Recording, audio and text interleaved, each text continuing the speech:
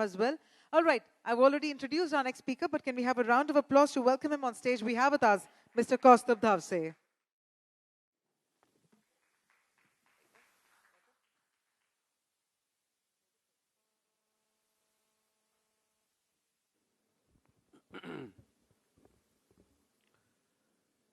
India, the largest democracy in the world, second largest population in the world, third largest telecommunication network in the world, fourth largest producer of steel in the world, seventh largest power producer in the world, the youngest nation on this planet. But if there is one quotient which definitely India ranks and Indians rank number one, is our level of aspiration. I think India and Indians have the highest level of aspiration, and this platform today is an important example of that. Ladies and gentlemen, distinguished guests, foreign delegates, my name is Kaustubh Dhavse. I'm a Joint Secretary and Officer on Special Duty to the Chief Minister. And I have a very interesting topic on which I will share my views and thoughts. And I want this to be as interactive as possible, because generally what happens is that government officials are known to be giving only their side of the story and not hearing enough.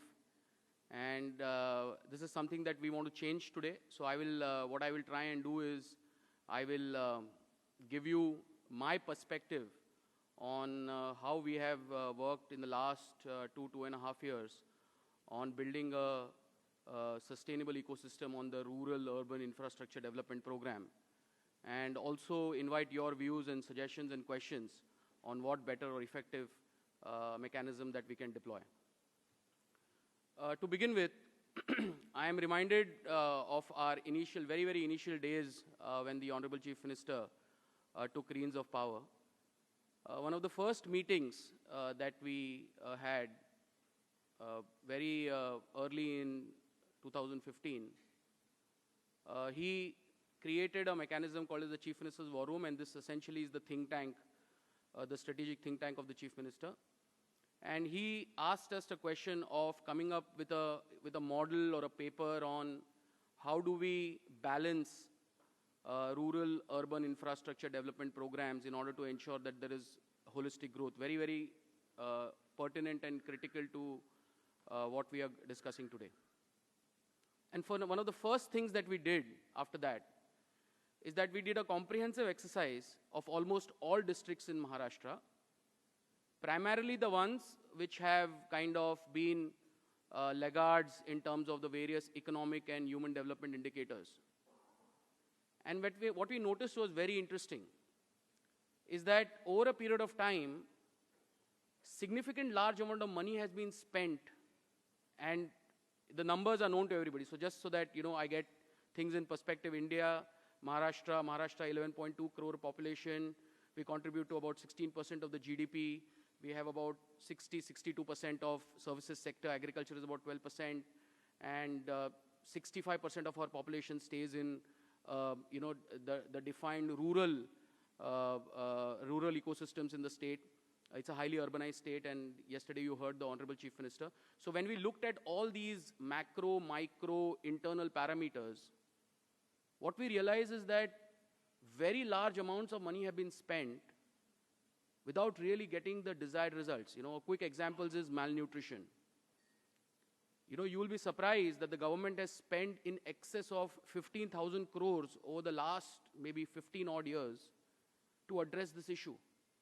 Unfortunately, we have not been able to address this issue in toto, in the sense that we would like it to be zero. We have not come closer to that. Even today, we have issues in Palghar and some of the remote districts in the Amravati division, where this is a critical administrative issue. So what was missing?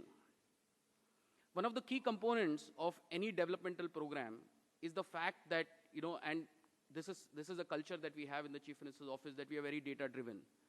Although we have our heart, our hands firmly rooted to the ground, but we take a lot of decisions on the basis of what we see as an emerging data points. And when we decided to do this entire exercise, we faced three critical challenges. The first critical challenge of balancing this rural-urban development ecosystem was obviously resource constraints.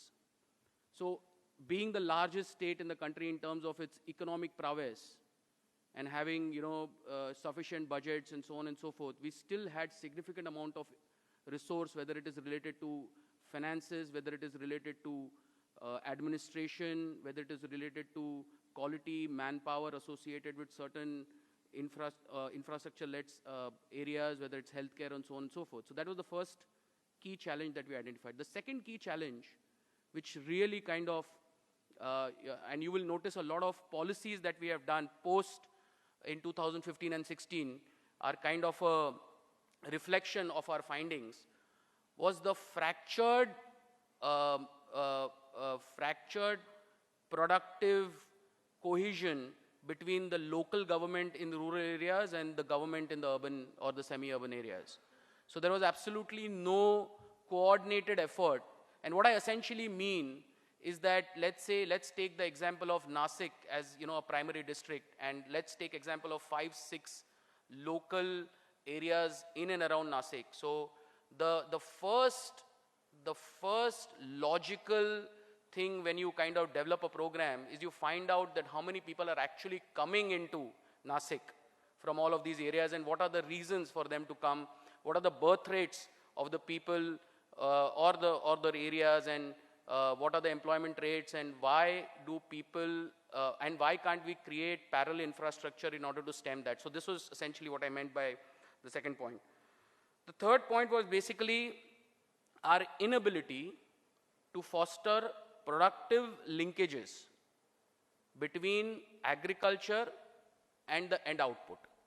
So what that essentially means is that we were unable to create, after so many years and decades, and let me also take this opportunity to tell you that we are relatively better off.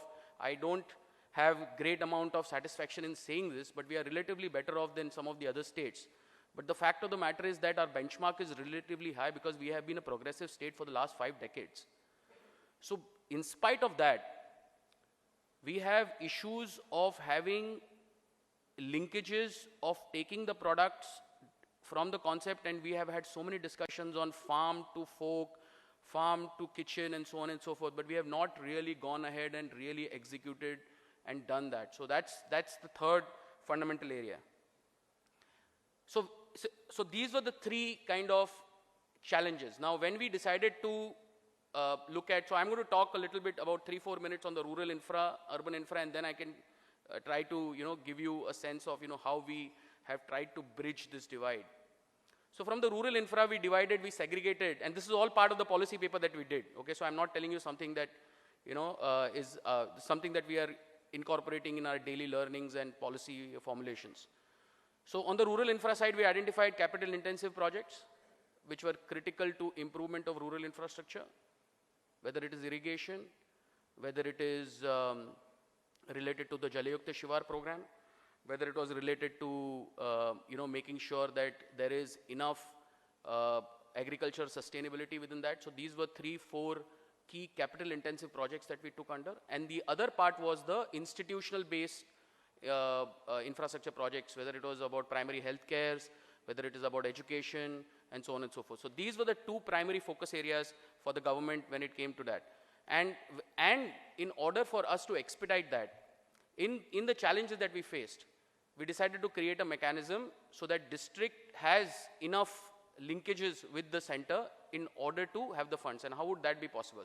So one of our first decisions was essentially to appoint a Palak Sachiv, or a guardian secretary for every district. And that logic came from the learnings of this policy paper that we did, which essentially told us that there has to be somebody who is working within the corridors of Mantralaya and who looks at a district holistically in order to ensure that the balance of growth within that district is proper and the utilization funds, and there is significant amount of accountability in that. So that was the first decision that we took. The other obviously were areas related to sustainability. So sustainability, word has been used several times in the discussion yesterday. But the true format and the form of sustainability is really our ability to create long-term gains for the people who are there in cohesion with the environment, whether it is related to their own employment, whether it is related to their growth, whether it is related to the farm productivity, the selection of crops, and so on and so forth. So there was infused intelligence that we put in the system, and that helped us immensely. First year was very difficult because despite having a proper plan in place, unfortunately, we don't have a strong irrigation system, and I don't want to go into reasons why after 5 decades we don't have a strong irrigation mechanism in the state. But because of shortage of rainfall, we were not able to really implement that plan. But last year we did that terrifically, and today we have a bumper crop, and that is the combination of our selection and the advice that we gave in order and created the co-related infrastructure. So when you have to talk about balancing rural and urban growth, some of the fundamental pillars of doing that are to ensure that you are having your plans built around improvement of the economics of that particular village. And there are so many examples that I can cite that we have done within those villages. When the Honorable Chief Minister visited United States in 2015, in July of 2015, we met several other leaders. We also met Satya Nadella. And in the meeting between Satya Nadella and the Honorable Chief Minister, the Chief Minister told him that, is it possible for you to come and work with us to modernize one specific village? And the message there was really not about, putting a Wi-Fi or, just digitizing the data, doing electronic transactions. The message was that our conventional methods of addressing issues in villages through pumping in money and giving subsidies is not resolving and leading us to the right result. So are we missing out on some issues which can, or rather, are we missing out on some unconventional methods or programs that can really marry what we are already doing? And voila, today, if you visit Melghat, there is an entire cluster of villages in that region. One of the villages obviously is Harisar, which was known as the malnutrition capital. We were able to make that as the first digital village, and our word digital is, it's a misnomer. What we were able to effectively do there is that we were able to create a mechanism for all the people there to sell their produce online in the market. We were able to integrate that entire community and provide smart classrooms so that the children and the youth are tuned to the latest what is happening. We were able to improve the rural infrastructure in terms of providing them with electrification, in providing roads. So these are the substantive additions that we did, with the larger framework of the output being improvement, economic quotient improvement. And when you focus on that, then automatically all your other plans fall in place. When you look on the other side, as far as urban infrastructure is concerned, every day you face issues, and all of us here in the room, because we all either belong to Mumbai or some of the metros, your issues and your expectations with the government are almost the same. You would like the quality of life to be improved. You would like lesser traffic on the road. You would like more opportunities to be created. You would like better transport management. You would like affordable houses. We just had a very interesting panel on affordable housing, and we in the government are working very focused way in the affordable housing area. That's a part of our Chief Minister's War Room project. So we have very specific set of plans. So what your expectations from the government are essentially in order to infuse capital and improve overall infrastructure on all the sides, which makes our lives easier. Now the great challenge there obviously is that with the legacy and with the systems that we already have, how do you put newer methods and policies and procedures? And is there a scope for us to really fundamentally change a shift? So let me give you an example. Let's say tomorrow the government decides that parking is a very big issue, because at some point in time, unfortunately, an officer like me, quite senior must be, decided that roads have more important than footpaths. And so in the development plan, automatically your footpaths became smaller and your roads became wider. Now whether that's, I don't want to challenge the wisdom of that particular official or that particular government or the institution, but the fact of the matter is that what you see is a function of policies and procedures that the government kind of takes on the basis of what the expectation of their constituents are. So coming back to the root point of kind of encouraging this entire infrastructure, since we are so data driven, so when we inherited a legacy, let me give you a simple instance of a metro. When we inherited the entire metro legacy, what I essentially mean by legacy is that because the earlier governments and several of them had announced a maze of metros from A spot to B spot. There were maze of monorails. There was, rapid urban transport, so on and so forth. And when we decided to evaluate that, before committing it completely, we did a very detailed analysis of do we really need to invest the very hard-earned taxpayers' money in building this, and whether it makes sense for all of them. So that's the reason why, if you look at what we have committed ourselves to, is probably a fraction of what was actually planned. So there were significant monorail transportation which was planned, and we are of the firm belief that really doesn't solve a very large transport issue. And then there was obviously metros that were planned on shorter routes. There were linkages that were established for political gains, which were completely unfounded. So when we decided to commit ourselves, we inherited a legacy and we did not change anything, but we only picked up projects which were very, very clear in our mind that we will be able to deliver. And at the same time, they are planned around the routes which has maximum intake capacity. And unless and until you do that, these are things that, from a planning standpoint, you will never be able to execute. You may, because the bankers here, I'm not some bankers here, or when there is a financial evaluation of a project, the numbers are for everybody to see. And one of the key reasons why, and most of you will understand that, is the reason why we take time to get project approvals is because of the lack of planning and force and pressure for a specific constituents that banks and financial institutions are not willing to commit, because they see that this may not result in the desired impact. And that is very, very clear. So the numbers are in front of you. A classic example of what we have been able to derive, and probably this will change the future of Maharashtra, is that when we did this first paper and decided to do the balance rural-urban infrastructure program, the first thing that we did was that after studying districts, we decided that we needed a end-to-end corridor, and that's the reason why we have announced the Mumbai-Nagpur Expressway. The Mumbai-Nagpur Expressway is an absolute game changer, and the reason why we call it a game changer and Samruddhi Corridor is because it is connecting 20 of the most, I'm refraining from you using a harsher word, but probably economically backward areas of Maharashtra. The most economically backward areas who have been away from the growth engine, who have really not enjoyed the fruits of the economic power that we all have enjoyed. And they have continued to linger and live in sub-GDP growth levels.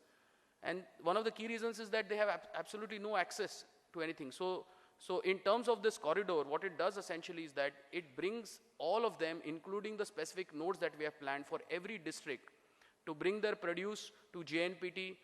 The travel time between, this is a 701 kilometer corridor from Mumbai to Nagpur. The travel time is reduced from the current 13, 14 hours to about 8 hours. And, all the districts benefit. So urban-rural infrastructure balance is a function of, was obviously the intent, and second, it may have, we may have to take some very, very harsh decisions, which may not be in the interest of the so-called populist mechanism that we all engage in. The other very important example, and I want to have an interactive session, so what I will do is that I will throw this floor open for questions, so that you can, so I'll just give one last example, is the loan waiver. Now loan waiver, I'm not, so in my capacity as an administrative officer of Government of India, these are my personal views, I want to be on record, and this is not something that the government is essentially planning but my personal views on that is that all around so many years, and doesn't take you a minute to understand the logic, we have just been waiving loans. And when we did a detailed analysis of all the loans that we have waived, and our analysis went to the level of the farmers whose loans were waived, their economic situation did not improve, and they went into debt subsequently. So if that measure is not allowing you, why use that measure? Instead, you improve the credit worthiness and improve the borrowing capacity of farmers. And how do you do that? You do that by a thought through protective mechanism. And unless and until you commit yourself, see, you have to have the firm belief that this will work. And then you commit yourself to that, because your data and everything that you have done triggers you to believe that this alone, I'm not saying that it is not necessary. I don't want to make a comment, nor that I am an expert in, agrarian crisis. But the fact of the matter is that the data shows that multiple measures, including some waiver, is the only way that you can improve that solution. So that was essentially my brief on, how we have been trying to do this. There is a lot to talk about, but there is always a paucity of time. So I tried to restrict my brief on some of the critical areas, and I want some questions to be asked, please. Thank you. Yeah.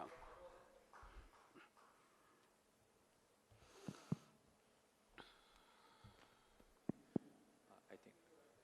Yeah. I thought that was a brilliant presentation. I just wanted to, because I work in the villages, there are a few points which I wanted to make. One is, I think the landscape of Maharashtra has changed because of the Jalyukt Shivar. Yeah. So a lot of work is being done at the water level. But I would say you need to do a Jalyukt Shivar for roads also. Roads is a serious concern, and communication, especially after the rains, it's completely, roads are washed out. There are villages one cannot reach also. The villagers are stranded without food and without a lot of things. So roads is an area which is a serious infrastructure that you could do. Somebody told me that the farmers of Gadchiroli make 20,000 rupees an acre. And as you go to Yavatmal, you make 30,000. As you go to Nagpur, you make 50,000. And you go all the way to Solapur, you'll make 2 lakh rupees an acre. And the soil being the same, the people being the same, I think it is a question of which techniques you are using. Yeah, absolutely.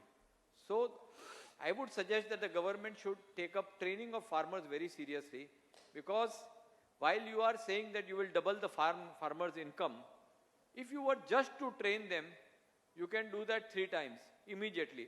5 quintals per acre of cotton is what we are doing in Bid. And if now that we have started training, we will reach 20 quintals. It's the same land, same soil, almost the same. So I think training of farmers is one more area which will give you a very fast return. I'll just make 2 more points. I am in the Latur Bid area. Latur. We are we grow proteins there. Soya beans, tur, everything. And all children are malnutrition and lack of proteins. We ask the farmer, do you know what the soya is? Nobody knows why they just go and sell soya. So we go there and teach them how to make soya milk. So all the raw material for proteins is there itself, but nobody knows what it is for. There are so many preparations of tur that they can make to teach the children. So malnutrition is a very simple thing to do. It just needs a kind of a thought process to do it. And the most serious concern which I wanted to bring before you, sir, because I think the amount of depth and details that you are going into, I feel very hopeful that something. I have been working with the school children, and 8th standard, in all the 19 schools that we work on, not a single child can read 1 sentence of English. Yeah, they do not know maths, they do not know science, and everyone wants to become either a doctor, engineer, a collector, or a pilot. So the difference between the aspirations and the skills that they have got is going to make them a very frustrated young lot. I think if you were to link the transfers or the salary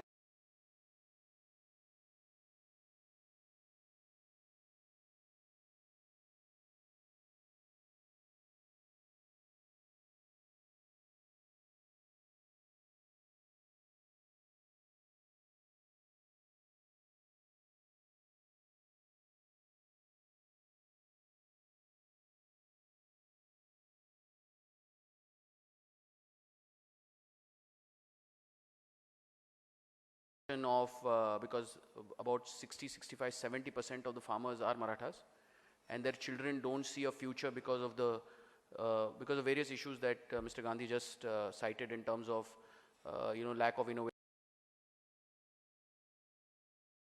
economic issue, which you all should know, is that significant amount of marginalization of farmers has happened over the last 15, 20 years. So the families which owned about 100 or acres where farming was really viable and sustainable have been reduced to about 5, 6 acres. And in 5, 6 acres, farming is not viable. The fourth issue is about FRP. Now, is everybody familiar with FRP? Fixed reserve price that the government of India generally gives for. So typically the calculation happens that, I'm giving a simple example. Let's say that the per acre productivity of, let's say, onion in Gujarat is 8 and in Maharashtra is 10. Then the FRP essentially is 10 plus 8 divided by 2. So the farmer from Gujarat is extremely happy, but unfortunately the farmer from Maharashtra loses because this is the way FRP is calculated, unfortunately. And that's the reason why, despite government extending that aid, if efficiency in farmland producing is not there, this FRP is of no use. So apart from sugarcane, if you leave out sugarcane, we are probably not number one in any other crop in the country, maybe a few, one or two. And the key reason for that is that over the last 3-4 decades, our work on irrigation, our work on improvement and infusement of agriculture innovation that Mr. Gandhi just said has not progressed at the pace.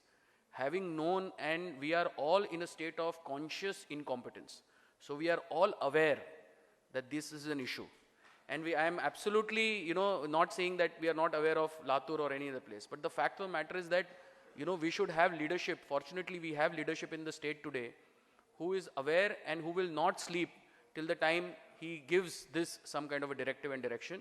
You can hold us accountable in 2018 when we go back, when the state goes back into election. But the fact of the matter is that there are methods and means and plans and policies that are in place.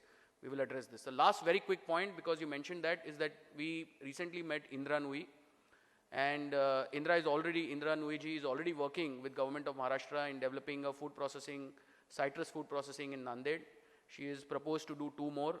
And these kind of private sector government participation has to be increased in order to ensure that crops don't get wasted, and the fact that agriculture farmers need to be trained as to how effective their farm can be utilized should be known. I think there was a hand there. Yes, please. Sir, my name is Ajay Khemka. I want to know what is the timeline for Mumbai-Nagpur corridor? So, the overall, from the day the project starts, only for the road, just for the road, I'm not talking about is about 27 months, just for the road to be laid. For the nodes to develop, it will take time. So what we do is that we break the problem. This is something that we have started within the Chief Minister's office. What we do is that if you ask me one more question, what is the timeline for Navi Mumbai airport? The way I will answer it is, really, if you look at the airport is really not a very great civil, like a very complicated, you just need land and you need to lay the runway and you need to connect the tower. That piece is the most easiest piece. So we still are saying that the flight will take off in 2019. Because we are saying that this piece, whether the land acquisition is complete and the runway will be laid and it will be connected. But the airport development will take about 5 to 7 years. Dubai took about 10 years. So my sense is that airport development as a whole will take time, but our commitment to start a terminal till 2019, as far as Nagpur Expressway also, I think we are fairly comfortable and confident. Just to give you a latest update on that, is that our tenders are already out for all the 24 packages, and our land acquisition is in great amount of progress. We have significant number of consent from the farmers. In fact, we had a model of similar to that we did in Naina, which is Navi Mumbai Airport. We have a similar model of partnership with the farmers. So I feel fairly confident that you can see as a planner or somebody from an execution side, one of the greatest strengths is that you can predict failures. So I feel fairly confident that there is very low chance of us failing on these 2 aspects and some of the projects that we are doing. And if we do, then we will be the first person to flag it to the Chief Minister. Yes. Well, ladies and gentlemen, we'll take one last question as Mr. Kaustubh has a meeting to attend. Yes, sir. Very, very interesting presentation. So we'll just take that gentleman's question because we accommodated your question only. question, sir. Okay, let's take yours. Can you take the mic? Can you give him the mic? Yeah. Can I? Okay, you're okay. You're going to ask. Okay. I'm architect Jaswant Mehta. See, what happens is, there is a great deal of, ignorance. For example, the projects like, monorail. You had this monorail project from Chembur to Vadala.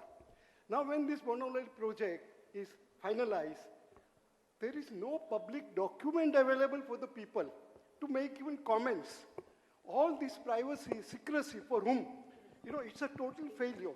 The first phase from Jacob Circle to Vadala ought to have been the first priority. It's a common sense. But Is that your question? No. What I'm trying to say, in future, please make these documents available to the people. No, Now, today, absolutely. in the morning, I mentioned about Bandra Kurla. And in the comments, which comes, that there was no coordination between the state and the central.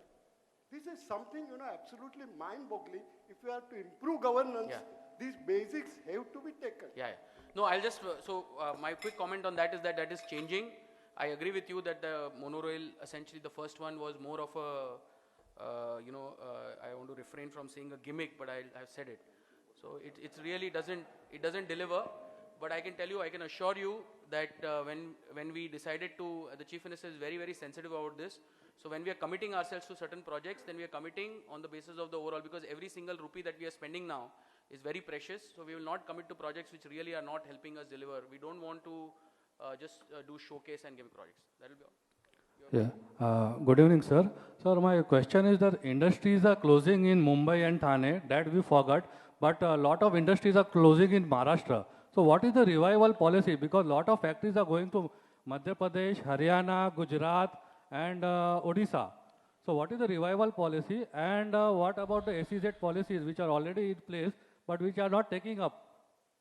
So this is a little outside my pay grade, okay? But I will make a very honest effort to kind of give you a perspective. First and foremost, I am not very familiar with, so I go a lot of numbers. I am familiar with the fact that significant amount of companies decided to go to some other states. I am familiar with that, and that has happened primarily because there is a significant amount of arrogance and also a lackluster attitude in administration, because we feel that since we are the biggest and the largest, we have forgotten to do our basics. After the Chief Minister has come in place, this is changing slowly and steadily, and I agree with you. We may not be able to stem that immediately, but we will make an effort to. And your second point about SEZ, absolutely, I'm not aware of anything, but one program that I'm working on is the International Financial Services Center, which is coming bang at center of BKC. It's a 50-hectare land that we are doing. We have Dr. Mishra, who is part of our committee, which is basically developing this huge infrastructure project, which will change, which will again, reinforce Mumbai as the #1 financial capital in the world. So we are working so that we have applied for a financial SEZ, and hopefully, we'll get it. Thank you. Thank you so much. Thank you very much. So if I may request you to remain on the stage, I'd like to invite Mr. Mayank Gandhi to please come forward and present a token of gratitude to our speaker.